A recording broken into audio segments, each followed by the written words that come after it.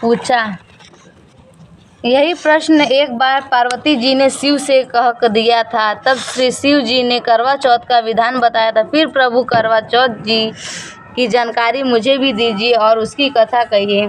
तब कृष्ण ने एक पल सोचने के बाद कहा, दुख सुख जो संसारिक माना जाता है प्राणी उससे सदा ही लिप्त रहता है। मैं तुम्हें अति उत्तम करवा चौथ व्रत की कथा सुनाती हूँ, इसे ध्यान से सुनो। प्राचीन काल में गुणी विद्वान धर्मपरायण एक ब्राह्मण रहता था। उसके 4 पुत्र तथा एक गुणवती सुशील पुत्री थी। पुत्री के विवाहित होकर चतुर्थी का व्रत किया, किंतु चंद्रोदय से पूर्व ही उसने क्षुधा ने बाध्य कर दिया। इससे उसने स्नेही भाइयों के छल से पीपल की आड़ में कृत्रिम चंद्रमा बनाकर दिखा दिया। लड़की ने अर्घ दे भोजन कर लिया। भोजन करते ही पति के हृदय गति बंद हो गई। इस दुखी होकर अन्न जल त्याग दिया। उसी रात्रि में इंद्राणी भूवि चरण करने आई। ब्राह्मण पुत्री ने उसने अपने दुख का कारण पूछा। इंद्राणी ने बताया, तुम्हें करवा चौथ व्रत की चौथ दर्शन के पूर्व भोजन कर लेने से यह कष्ट है। तब लड़की ने इंद्राणी से विनय की कि इससे मुक्त होने की कोई उपाय बताइए। इस पर चंद्राणी ने कहा, यदि तुम विधि पूर्वक अगली करवा चौथ का व्रत करो तो तुम्हारे पति पुनः जीवित हो जाएंगे। कन्या ने ऐसा करने का वचन दिया तो उसका पति स्वस्थ हो गया। इस पर उस कन्या ने वर्ष भर प्रत्येक चतुर्थी का व्रत किया और अनंत अखंडन सुहाग प्राप्त किया। श्री कृष्ण ने कहा कि द्रौपदी, यदि तुम इस व्रत से करोगी तो तुम्हारे सभी संकट टल जाएंगी। इस प्रकार द्रौपदी ने यह व्रत किया और पांडव सभी क्षेत्रों में विजय हुए। इस प्रकार सौभाग्य पुत्री और धन धान्य की इच्छुक स्त्रियों को यह व्रत विधान पूर्वक करना चाहिए। इस व्रत में भगवान शंकर की आरती की जाती है। बोलो करवा चौथ माता की जय, चंदा मामा की जय, करवा माता की जय।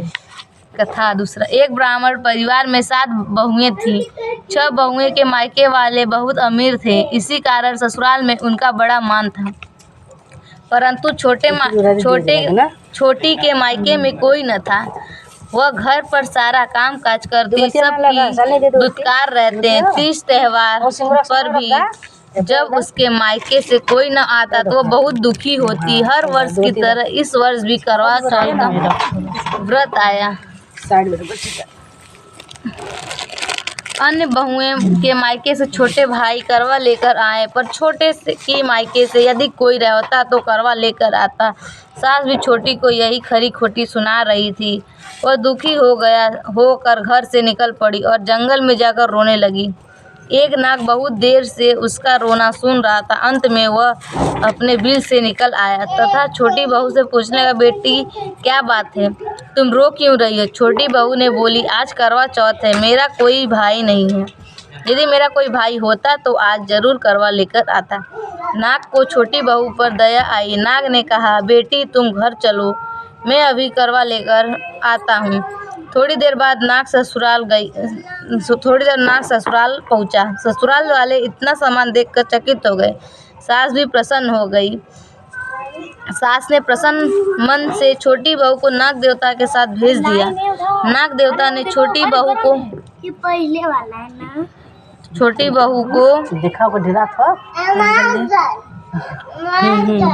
और कहा, जितने दिन चाहो आराम से रहो, मन चाहे खाओ, मन चाहे पहनो, और एक बात याद रखना, सामने रखी नाद कभी मत खोलना। छोटी बहू सारा समय महल में आराम से काटती। नाद के बारे में उसकी उत्सुकता बढ़ती जाती। एक दिन जब घर में कोई न था, उसके नाद को उठाकर देखा तो हजारों छोटे छोटे सांप के बच्चे इधर उधर रेंगने लगे और जल्दी से नाद ढक दी। जल्दी में एक सांप की पूंछ नाद के नीचे आकर कट गई। शाम को नाग के आने पर छोटी ने गलती स्वीकार कर ली। नाग ने भी उसे क्षमा कर दिया। जब छोटी ने ससुराल जाने की इच्छा की तो उसे धन रत्न आदि देकर विदा किया। छोटी की ससुराल में अब उसकी बड़ी इज्जत होने लगी।